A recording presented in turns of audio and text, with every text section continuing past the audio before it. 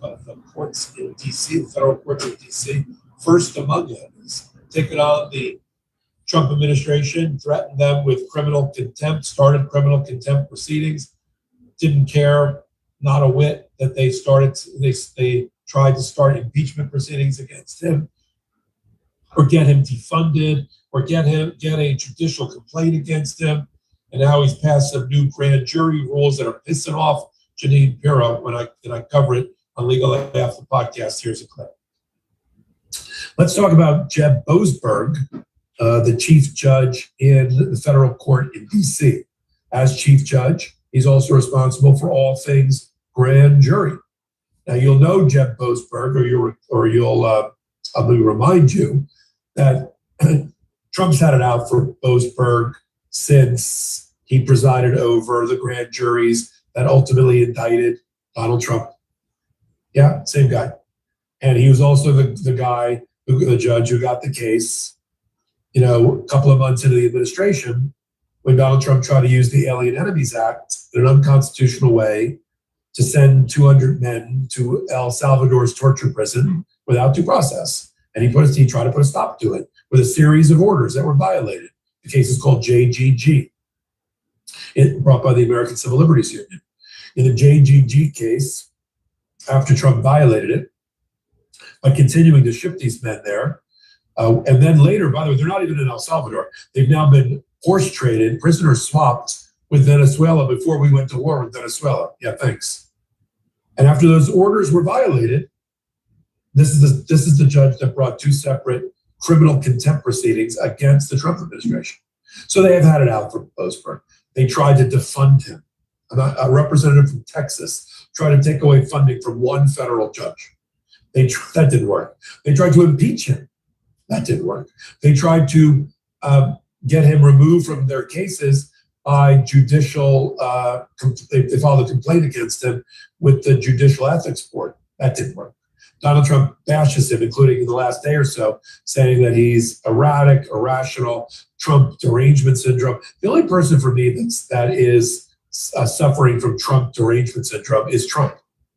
But yet it's a lot of projection going on. He's got to be removed from all of our cases. He's got a political agenda. Yeah, he doesn't. So he's the one that threw out last week Jerome Powell, the Federal Reserve chairs. Effectively, it's criminal prosecution because he found that it was a bad faith prosecution because there was no evidence that Jerome Powell is benefiting personally from the cost overruns to remodel, 2 buildings as part of the Federal Reserve compound in Washington. Like, where's the proof that he's put money in his pocket? Sure, there's cost overruns. I'm sure when you start digging into a 100-year-old building where you barely have the blueprints, you're going to run into things you didn't expect. Where'd that come from? I mean, I've done construction cases before, but to claim that he's personally liable, criminally liable, judge said there's no evidence. And I asked the federal for that, I really appreciate it. I really do. They're not even showing it to me because it doesn't exist. Now the government has come back to ask Judge Boasberg to stay his decision, arguing that he applied the wrong standard. In the interim, he also went out of his way to reinforce the grand juries. In case after case after case, we're now talking dozens of cases, grand juries around the nation, especially in D.C., have rejected Donald Trump's U.S. attorney's offices in their attempt to indict his political critics or his political targets over and over again in D.C.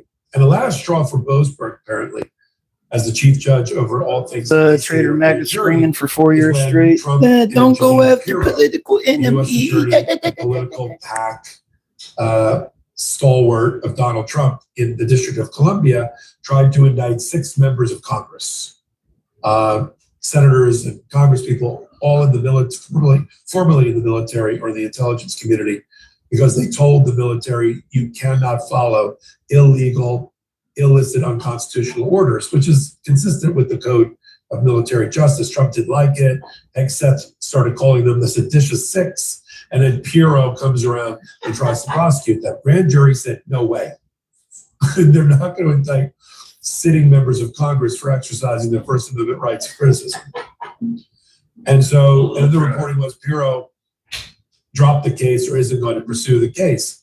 So now the new rule that Chief Judge Boasberg issued is that whenever a original grand jury investigation, means the criminal case starts with grand jury, not with a criminal complaint prepared by a prosecutor, then in that case, if the grand jury doesn't return an indictment, in other words, they don't indict the person, that has to be reported to the magistrate judge on duty that day, so that there's knowledge by the court system of how unsuccessful the indictments are going, which in a way reinforces the grand jury. I mean, grand juries are acting out now, much like judges, against the Trump administration.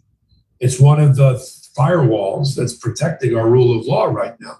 Now, Jeanine Pirro doesn't like the fact that Boasberg has blocked her ability to investigate criminally the Federal Reserve chair, even though, frankly, that helps Donald Trump get his new pick to be the Federal Reserve chair when the current term expires on May 15th, get him confirmed, guy named Kevin Warsh.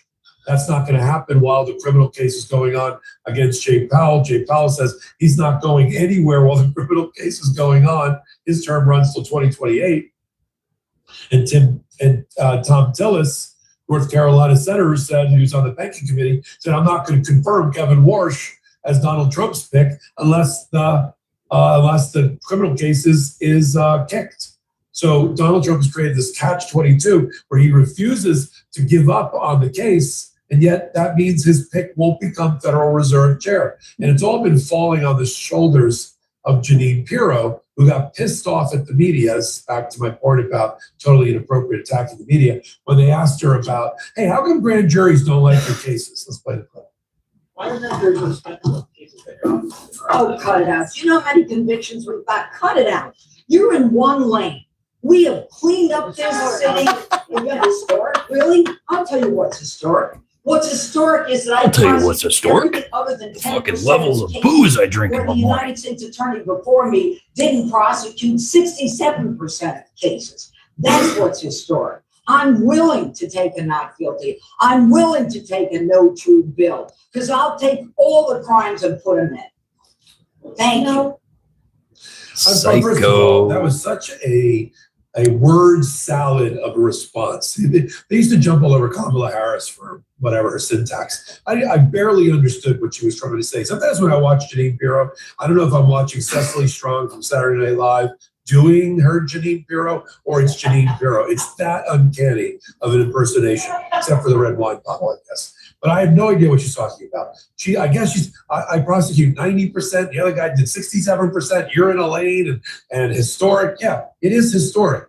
The Department of Justice is not supposed to be losing at the grand jury level, right? Or on the judge level. And now judges are rising up. It's not just all the orders that I talk about, and I talk about a lot of them, where judges talk about what the framers wanted, the founders wanted, Thomas Jefferson and George Washington and all of that, and reminding us what the Constitution says or the Declaration of Independence. They're doing it. They're doing it in the courtroom during oral arguments and hearings where they're chastising, excoriating the Department of Justice before them for violations of orders, decorum, their defiant tone or attitude. But when they're not on the bench, they are joining together in a way I've never seen in my 35 years of my legal career of sitting federal judges, meaning they're currently federal judges. They're not retired. I know retirees that are like, all right, well, I don't have to worry about it any longer. Let me speak out. But you're on the bench and you're speaking out. It's so courageous and so proud of it. We just had a group of 6 federal judges from California, Minnesota, Florida, and DC joined together in a panel discussion. It's up on Legal AF YouTube today. And here is a judge that I know well, Judge Beth Bloom, Southern District of Florida. I knew her when she was on the Miami-Dade County Circuit Court.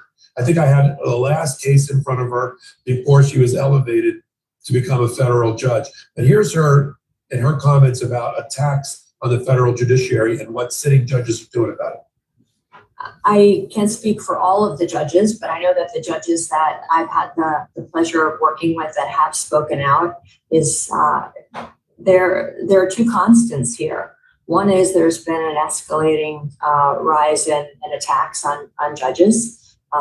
Social media has certainly served as an amplifier of messages that are being made against judges. And the other is there's been a rise in threats.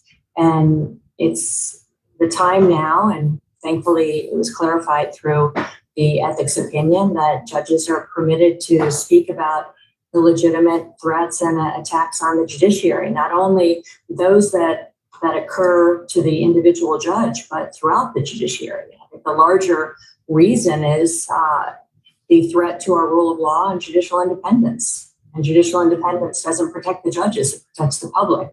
So if the judges cannot ensure that their decisions are followed, that they're able to do their job without fear or favor, and judges are doing their jobs, they're courageously doing their jobs in light of these escalating attacks and threats. But if they can't do that, then the rule of law in our democracy is at risk.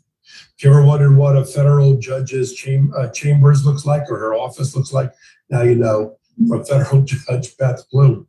So important now at this moment, against great public sacrifice and risk for federal judges, even though they have lifetime appointment, to be abused and doxxed and attacked by Donald Trump and those around him, which have led to death threats against federal judges and their families, which are on the rise. I agree with that. Rhetoric in this country, as we know, that led. She's a great judge. Judge Reyes.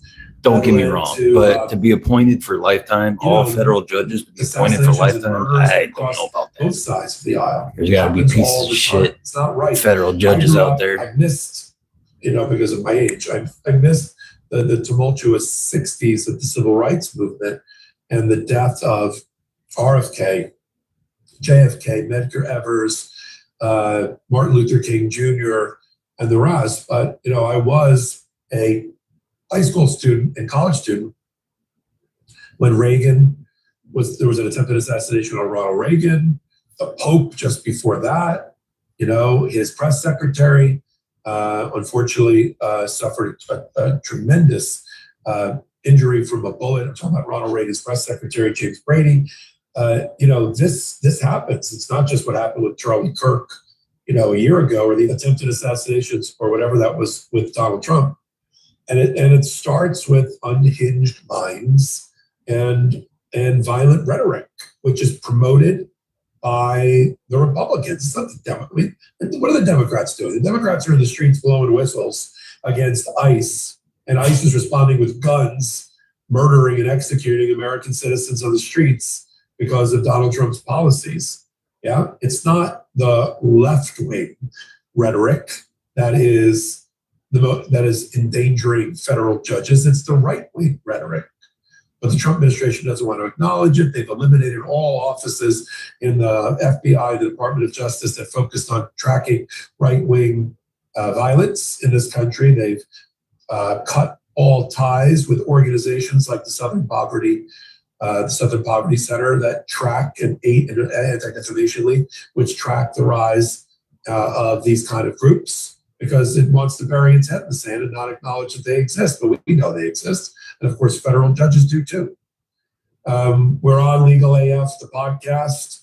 No, I'm not on an extended rant, and I'm blocking out Ben Meidas. Ben is not here with me today. I'm riding solo like he did for me when I was on a family trip. Ben is on a family trip, well-deserved rest and respite for him. Welcome back. We sit at the intersection of law and politics Wednesdays and Saturdays at 8 p.m. Eastern Time on a podcast 6 years in the making called Legal Aid. Breaking news, historic news, the first class action case brought by the Epstein survivors and victims has been filed in the Northern District of California in San Francisco against Google and YouTube and the U.S. government for their use and disclosure and Privacy Act violations around the personal identifying information about these victims, their names, their identity, that was released by the federal government back in November, December, and January, when they did that massive data dump without regard to the victims or their being re-traumatized. That's now the subject of this class action lawsuit filed in California.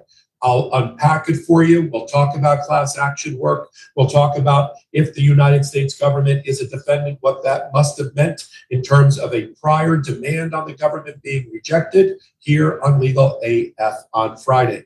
And for those that want to read the entirety of the 29-page lawsuit, up on Legal AF Substack under Filings AF for paid members. Let's talk about the suit. The reason I said at the top of this hot take that I think this is going to be very, very satisfying for our audience is we often talk about class action. POPOC, can't we bring a class action? Can't we bring a class action against Donald Trump? What about the survivors? It's a perfect class action vehicle for the survivors. A class action is a collective type lawsuit where there's a representative plaintiff representing a group of people in a defined class. It's a way to yoke together people who have common damages and injuries into one lawsuit rather than force them to bring 1,200 or 1,500 separate lawsuits. Lawyers who are skilled at class action work bring these types of cases. You need a very good law firm. You need a very good, of course, plaintiff's representative or representatives. And then you need to have the class certified. You then sue on the underlying claims for what's called this putative class action. What's the allegations in the suit? Let me read it to you. It has to do with what we've already known and what the government's already admitted to. That in producing the files required by the Epstein Transparency Act, signed into law by Donald Trump, and doing this data dump of 3.1 million documents or more, that mistakes were made, carelessness in revealing the names, identities of victims. We call that personal identifying information, PII. And PII can't be disclosed or it violates, if the federal government's doing it, the Privacy Act of 1974. If these were government records that without the person's consent were disclosed, that's a violation of the Privacy Act. It also has, according to the complaint, re-traumatized these poor survivors and victims once again. And the reason the government isn't there is because there's an allegation that what they did was not just negligent, but actually intentional and willful by the way that they mishandled the logistics. This is a Pam Bondi Attorney General issue. This is why the House Democrats and the Oversight Committee want Pam Bondi to show up and testify about the mishandling of the Epstein files, the Transparency Act, and the government's conformity with it. Yeah, boy. Separately, Google has been sued. It runs YouTube. It also has, of course, search engines and the like. And what their claim Google is spies on that YouTube, Google not just Apple. is benefiting commercially, making money, making a profit off of this personal identifying information. That if you go into their search engines and you plug in, is blank listed as a victim in the Epstein files, it'll say, yes, blank is a victim in the Epstein files. I mean, this is exactly an AI generated information which continues to re-traumatize the victims. So they're making money off of it because we know their business model, right?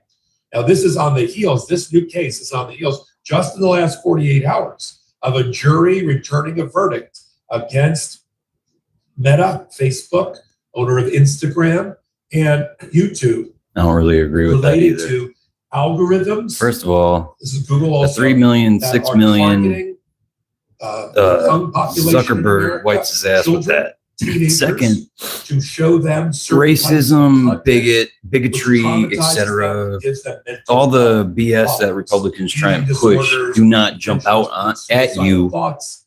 during when you hop on social media. So Just happened in the last 48 you hours. have to go TikTok looking for settled it. out before the case. It's not going to So jump there out. is already precedent for this case. The fact that the United States of America is also listed here, that means that these plaintiffs went through the Federal Tort Claim Act, making a demand on the government. Government has 180 days to enter into settlement discussions, resolve the claim, or then there's a ticket to the courthouse for this type of claim. So this must have meant that the Department of Justice, which is busy settling cases for $5 million, $10 million, $1 million with Michael Flynn, who was convicted of perjury related to Donald Trump and his work for Donald Trump. Former Lieutenant Colonel Michael Flynn just got $1 million settlement, according to reports. The family of Ashley Babbitt, who tried to break into the speaker's hallway and try to attack members of the legislature and their staff during Jan 6th and was shot on the way to prevent her from doing that. Her family just got $5 million. So they're busy running around making settlements. That's tax money. Jan Sixers families and the Michael Flynn's of the world. We gave traders millions and millions and millions of dollars after they've already admitted they made mistakes in the production. I'm glad you're here, by the way. Did I mention hit the free subscribe button? We need your help. We're trying to get to 1.1 million people subscribing here on Legal AF before the weekend. Let me read to you from the actual complaint so you know where we're coming from. Let's start with in paragraph 33, we all know about the unlawful disclosure. Even the government has admitted it. It says that the United States, acting through the Department of Justice, made a deliberate policy choice to prioritize rapid, large volume disclosure over protection of the Epstein survivors' privacy. Attorney General Pam Bondi publicly commented that the department was following through on President Trump's commitment to transparency, signaling that speed and breadth of disclosure were paramount goals, even in the face of obvious risks to crime victims whose identities were embedded throughout the files. In fact, just in the last 2 weeks, Pam Bondi and her number two, Todd Blanche, said this about admitting that there were mistakes made in the production of the files, including the release of victims' names. Play the clip. I think it was less than 1% error. Todd, do you want to add to that? Yeah, no, that's right. We said from the beginning that any mistakes that were made, and there should be no mistakes. And so when you say lawyers have said something, that's not a fair question, and you know it. Because we took pains to protect victims. When These traitor pieces of shit right here. That there was a victim, we immediately pulled that document down, fixed it, and put it back up. Immediately. Mm-hmm. And so Immediately, of course, we don't ever want to do anything to re-victimize anybody that was. You deliberately released all the victims' names unredacted. We didn't. And we didn't. So we said that mistakes were made, and there were mistakes made because of the reasons the Attorney General just said. But when they were identified to us, we fixed them immediately. So from there, we have the allegations that Google, so paragraph 47, the world's predominant internet search engine, also profited from the information on the internet. For instance, in paragraph 50, the complaint says, in plaintiff's case, Google AI mode, because there's almost like a chat GPT function for artificial intelligence response, in Google now, it's called AI mode, responded to the query as follows. Does the name blank appear in the DOJ's released Epstein files? It searched the files and responded, yes, the name, fill in the blank, appears in the Jeffrey Epstein files officially released. Based on the unredacted documents and searchable databases, her name is associated with a private email correspondence. The name appears as the sender of multiple messages from the address blank and then lists it. These emails were included in the 3.5 million pages published by the Epstein Transparency Act. Thank you, Google AI mode, making money off of this violation of the privacy rights of survivors and victims of Epstein. So that's now you know why the Googles of the world are listed in there, which is then seen as a doxing, outing of the names of these people all over again. In paragraphs 58 and 59, the complaint outlines the re-traumatization and other harms caused by these disclosure and republication, including severe emotional distress to the victims, anxiety, depression, fear, and humiliation arising from the public disclosure of their identities as sex abuse survivors and the unwanted attention associated with the Epstein matter, invasion of privacy and anonymity, economic losses, fear for physical safety. I mean, they're getting literally the victims and survivors. In full disclosure, I represent a survivor, Lisa Phillips. They're getting the short end of the stick, or they're getting beaten with both ends of the stick. They're not getting any relief. They're not getting prosecutions of their predators by the U.S. Department of Justice. They're not getting monetary compensation for what happened to them, and they have to be re-traumatized all over again as Google makes money off their back. It's just mind-boggling. So the lawsuit is in 5 or 6 what we call claims or causes of action: violation of the Privacy Act of 1974, violation, and this would be for Google, of California's unfair competition law. They're using illicit material to make money. Again, doxing, if you will, our these class members of the class. Invasion of privacy, which is in the form of public disclosure of private facts. Sometimes we call it also false light. It's not defamation, but it's sort of under that umbrella. It's an invasion of privacy. It's that something happened to me personally and traumatically, and it's now been outed. It's now been publicly disclosed. Negligence, of course, obvious, and negligent infliction of emotional distress. What will happen next? Judge gets assigned, Northern District of California, San Francisco courthouse. I've been up there. I've tried cases up there. Very good judges up there. They will then go through a certification of the class issue, because they got to get that class certified, and then they get to the merits of the case. If that class gets certified, Google better settle. I don't know about the Department of Justice, because they never admit defeat.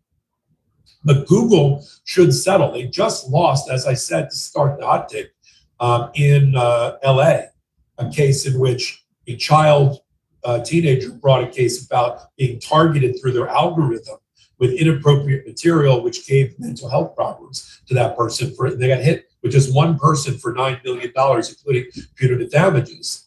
Can you imagine what a class action looks like? So I would settle this out as quickly as possible. Google wipes their ass with $9 million. Google's probably right under dipshit Elon.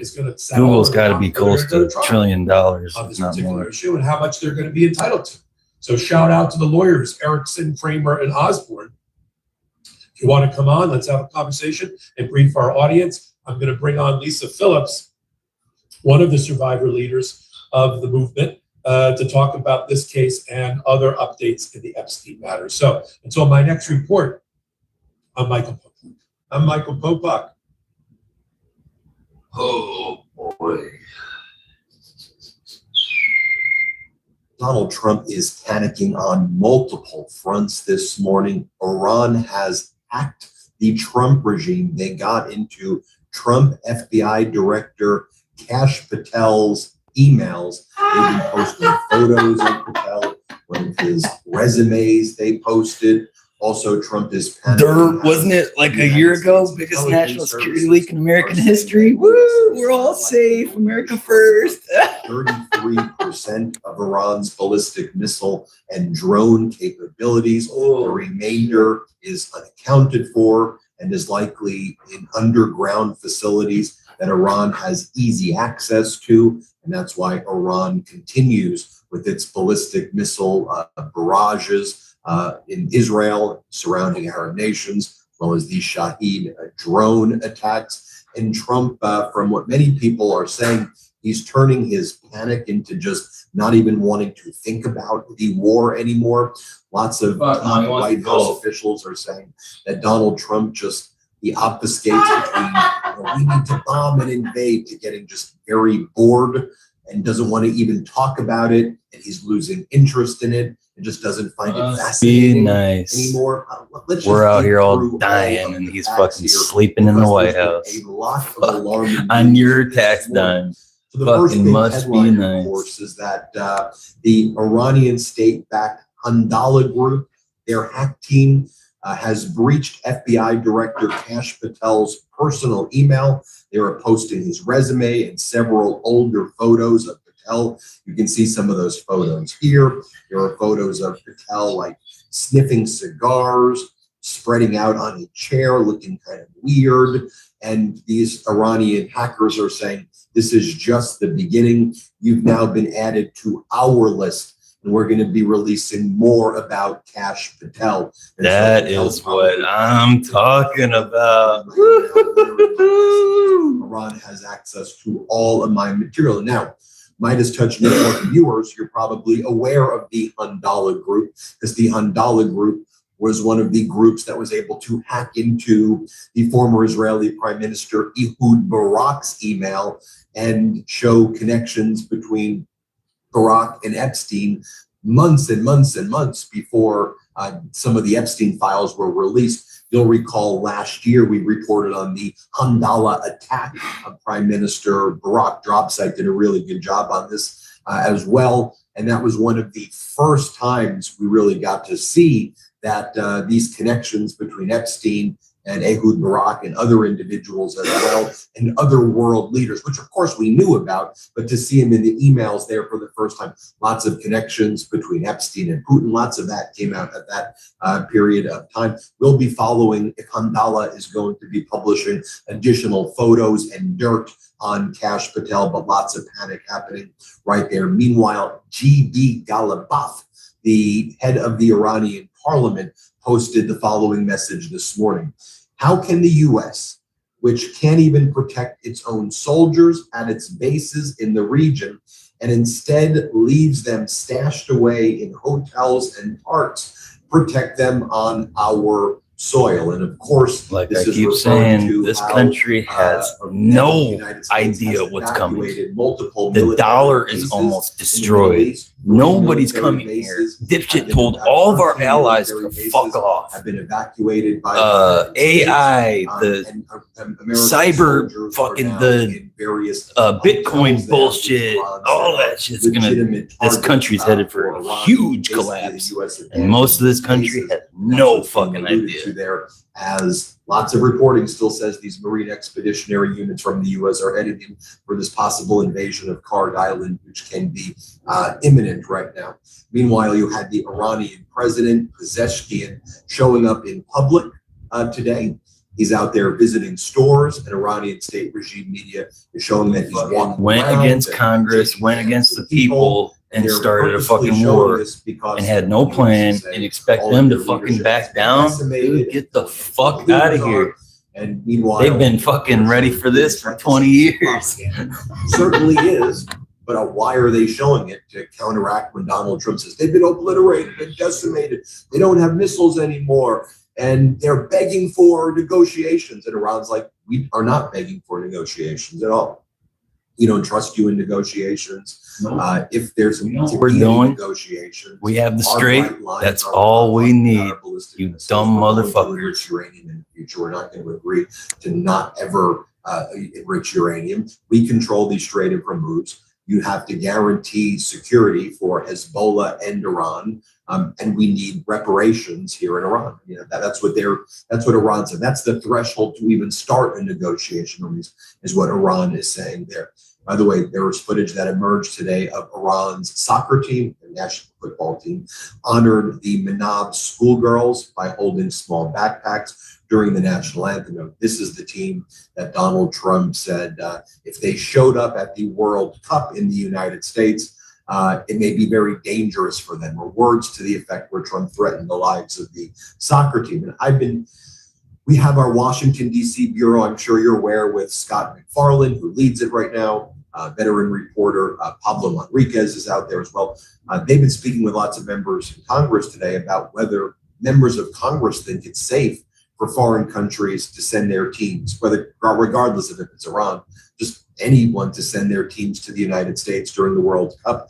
I'm going to do a video on this later, but lots of members of Congress are saying, we think the United States is too dangerous for you to send your teams right now, and for even people to show up to right now. And as someone living in the United States, I don't disagree with that assessment. right now. I mean, Trump has turned this into a deranged fascist country that indiscriminately at Donald Trump's whim, people are thrown into concentration camps here, detention centers. It is really, really getting bad here.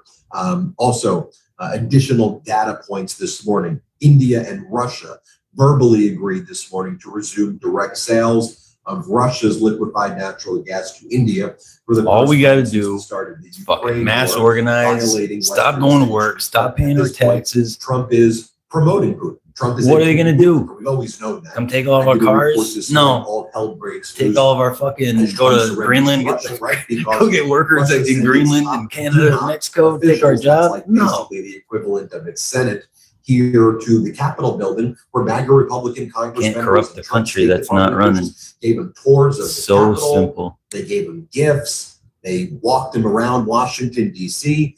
as Russia is helping Iran kill Americans and target American bases. The U.S.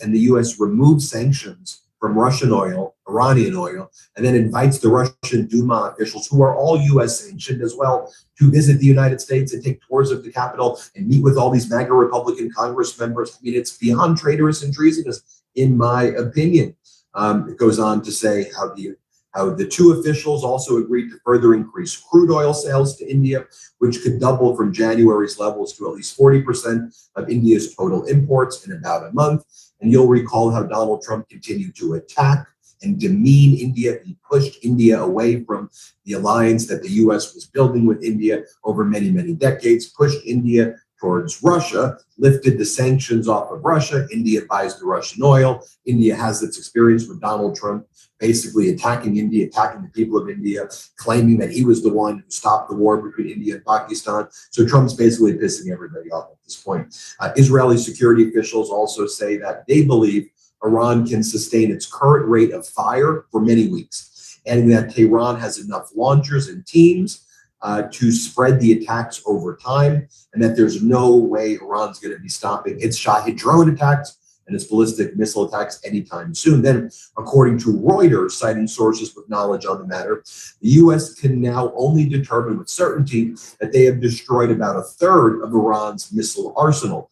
Another third of the arsenal buried underground in these underground facilities that have been targeted in ongoing strikes cannot be counted with certainty as being destroyed. So when Donald Trump says, we obliterated 98%, no, maybe one third.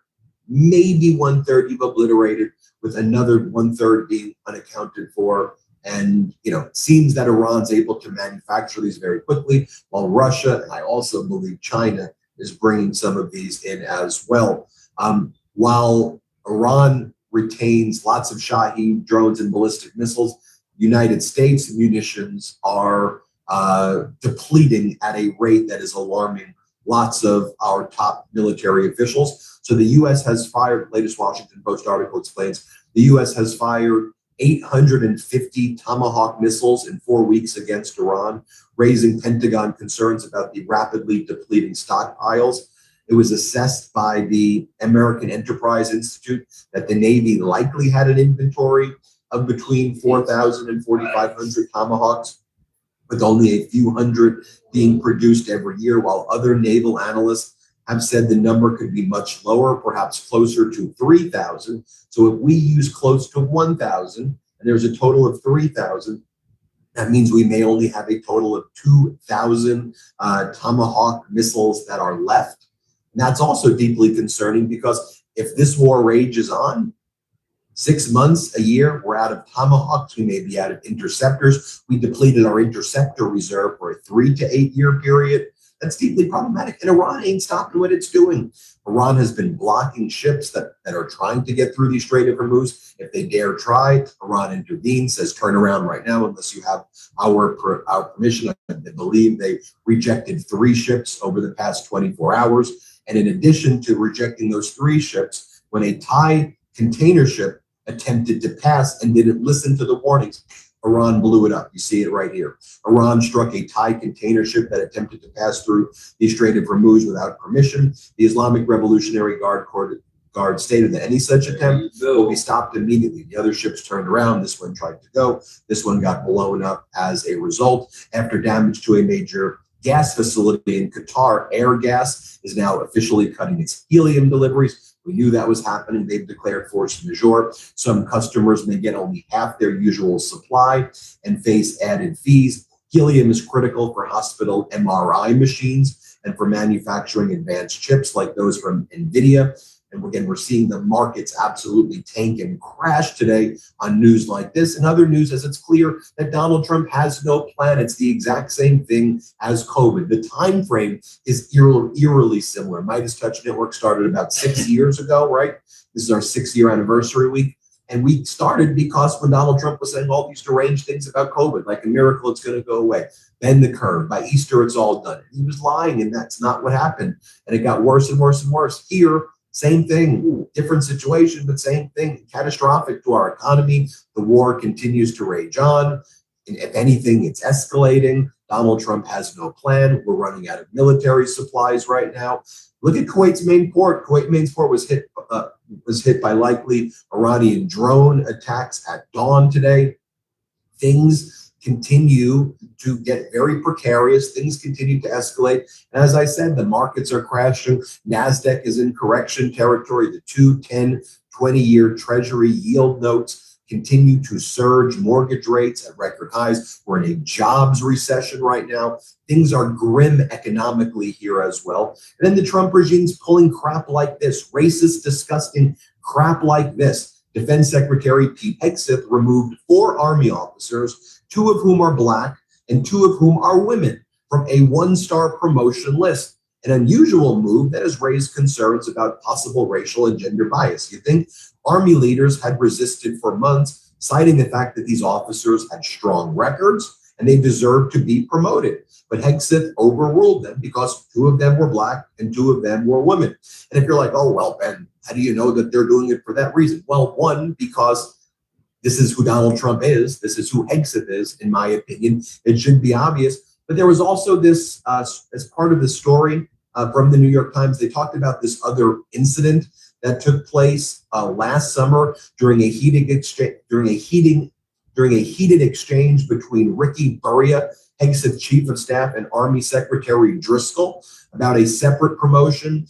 Burria chastised that Driscoll for selecting Major General Antoinette Grant, a combat engineer who served in Iraq and Afghanistan, to take command of the military district of Washington, said 3 current and former Defense Administration officials familiar with the exchange, with Burria telling Driscoll that Trump would not want to stand next to a Black woman officer at military events, the officials told the New York Times.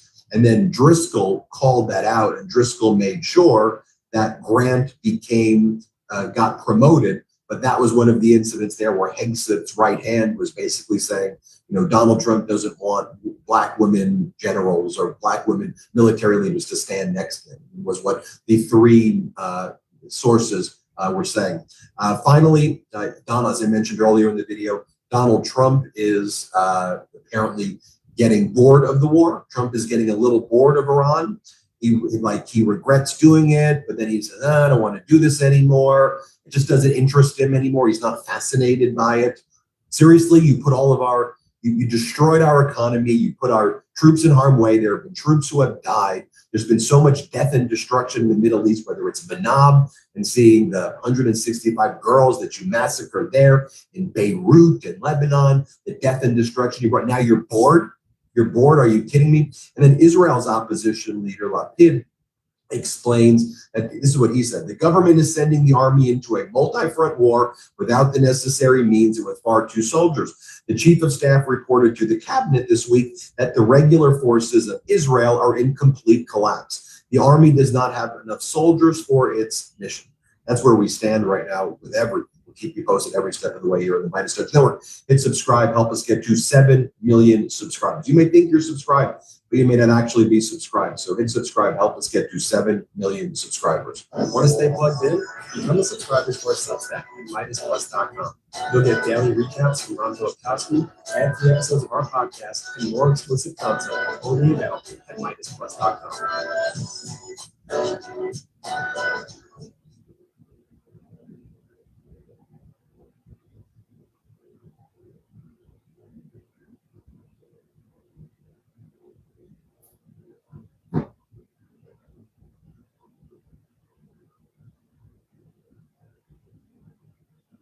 after every No Kings, we see a giant bunch of